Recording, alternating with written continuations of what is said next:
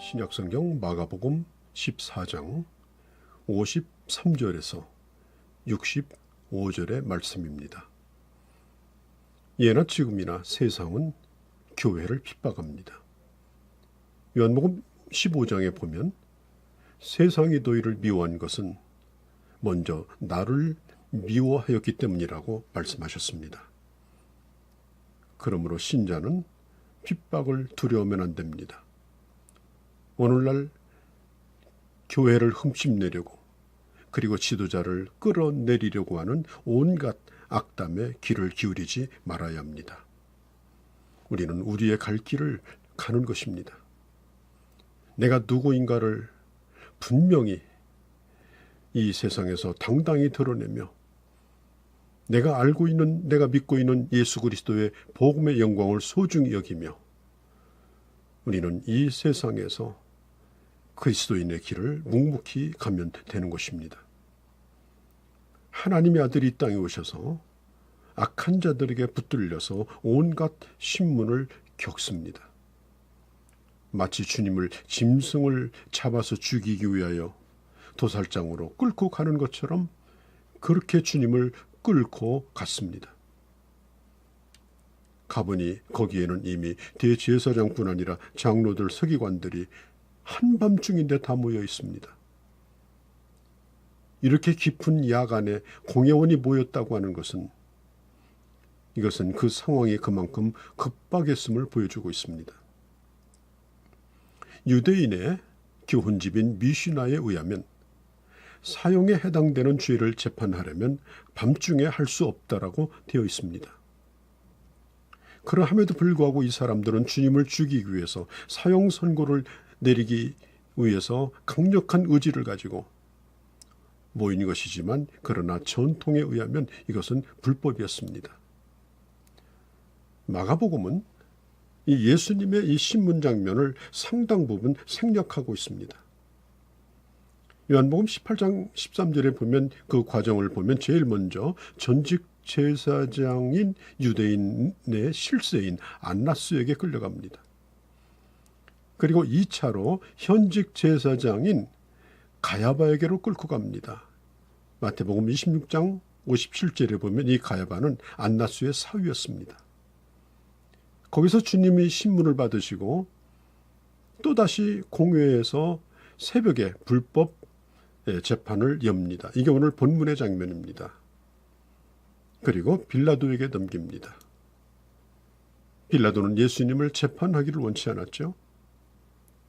왜냐하면 예수님이 어떤 분인가 하는 정보를 빌라도는 다 알고 있었기 때문에 예수님은 정치적인 목적도 혁명가도 아님을 알고 있었기 때문에 그런 예수님을 재판하는 것을 부담으로 생각했습니다.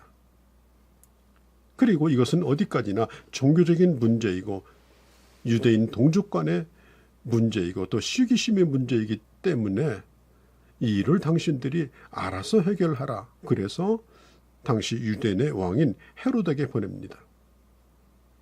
예수님을 떠맡은 이 헤롯은 한편으로는 예수님에 대해서 존경하는 마음도 또 호기심에 가득 차고 또 예수님을 두려워하는 마음도 있었던 사람이죠. 그런데 이 예수님이 자기 앞에서 무능력하고 무기력하게 서 있는 것을 보면서 이상하게 생각합니다. 그리고 실컷 조롱합니다. 그리고 누가복음 23장 7절 이후에 보면은 다시 예수님을 빌라도에게로 돌려보냅니다. 이제 빌라도는 더 이상 보낼 곳이 없습니다. 결국은 예수님을 십자가에 못 박으라고 하는 판결을 내리고 자신에게는 책임이 없다는 듯이 손을 씻고 맙니다. 그리고 십자가에 내어줍니다. 마태복음에 의하면 안나스와 가야바에게 신문을 받은 것이 이 마가복음에는 또 생략이 되어 있습니다. 이 사람들은 예수님이 공생애를 시작할 때부터 계속해서 사람을 불어서 예수님을 뒷조사를 한 사람들이고 드디어 예수님을 체포한 것입니다. 자, 그럼 제자들은 어떻습니까? 제자들은 이미 다 흩어졌습니다. 그런데 단 한 사람만 남았는데 그가 바로 베드로였죠. 오늘 54절에 보면 베드로가 멀찍이 대제사장의 안뜰까지 와서 그 집에 하인들과 함께 불을 쬐고 있었다라고 말합니다. 자, 이 멀찍이라는 이 거리는 대단히 기회주의적인 거리입니다. 상황에 따라서는 주님에게 붙을 수도 있고 아니면 도망칠 수도 있습니다. 그리고 자기 자신의 정체를 드러내지 않고도 충분히 관망할 수 있는 그런 거리였습니다. 베드로는 예수님의 제자임을 드러내지 않았습니다. 어떤 자가 당신이 예수의 제자라고 그렇게 물으니 아니라고 적극적으로 부인합니다. 그러다가 그는 점점 구경꾼이 되어버립니다. 그러다가 나중에는 배반자가 되어버립니다. 그는 차마 예수님을 떠나지 못하고 어정거리고 머뭇거리고 있다가 이 지경에 이르게 되어진 것입니다. 우리의 삶의 현장에서 내가 예수 그리스도를 사랑하는 사람, 예수 그리스도를 믿는 사람으로 밝혀야 될 이유가 여기 있습니다. 멀찍이 주님을 쫓다가 사람들 속에 끼어 있다가 구경꾼으로 전락하고 그리고 결국에는 배신의 길을 걸어갈 수도 있는 것입니다. 자, 지금 이 공회가 모인 이유는 예수님을 죽이기 위한 것입니다. 자, 오늘도 이 세상은 그렇지 않습니까? 온갖 거짓 정보, 거짓 뉴스, 또 기독교 안티 세력을 이용해서 교회를 무너뜨리려고 합니다. 지도자를 끊임없이 흔듭니다. 지금 세상은 이런 일에 혈안이 되어 있습니다. 사실이 아닌 것을 사실인 것처럼 포장해서 기독교에 대한 편견과 오해를 만듭니다. 그래서 사람들의 마음을 빼앗고 그리고 교회로부터 돌아서게 하려고 하는 겁니다. 사랑하는 성도 여러분, 우리는 그리스도를 적극적으로 변증해야 합니다. 진리의 검을 가지고 세상의 이론을 깨트리고 당당하게 맞서야 합니다.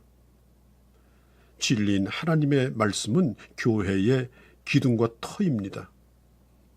그러므로 교회는 세상에서부터 들어오는 사상과 세계관을 거부하고 하나님을 아는 지식으로 충만하고 그리고 당당히 맞서야 합니다. 자, 오늘 재판에 불려온 증인들이 있습니다. 율법에 의하면 어떤 사건의 협의가 인정되려면 2-3명의 증인이 있어야 되는데 오늘 이 사람들은 고용된 증인들입니다. 자, 56절에 있는 것처럼 이들의 증언은 서로 각각 말이 맞지 않았습니다. 증언이 서로 일치하지 않습니다. 자기들끼리 싸웁니다. 왜냐하면 사실을 말하고 있지 않기 때문에. 자, 이것을 듣고 있는 70여 명의 공회원들, 자, 이들의 심정은 어떨까요? 그러나 이들이 예수님을 결정적으로 얽어매려고 하는 것이 바로 이 신성모독에 대한 겁니다. 요한복음 2장에 보면 주님께서 이런 말씀을 하신 적이 있죠. 이 성전을 헐면 내가 3일 만에 다시 짓겠다고. 여기서 성전이라고 하는 것은 주님 자신을 가르친 것이고 3일 만에는 부활을 가르치는 말이었습니다. 그런데 이들은 예수님의 이 말을 신성모독으로 끌고 갑니다. 그리고 신문하러 나온 대제사장이 예수님께 묻습니다. 당신이 그리스도인가? 그동안까지 잠잠하고 대꾸도 하지 않으시고 침묵하셨던 예수님께서 이렇게 말합니다. 내가 그이다. 내가 그이다. 예수님은 자신이 메시아임을 공적으로 인정합니다. 이 대답 한마디는 율법 앞에서 예수님을 죽음으로 몰아넣는 결정적인 증거가 됩니다. 대제사장은 옷을 찢으며 어쩔 줄 몰라 하는 모습을 보여줍니다. 예수님은 내가 그라고 말합니다. 인자가 권능자의 오른편에 앉는 것과 영광 가운데 오는 것을 볼 것이라고 말씀합니다.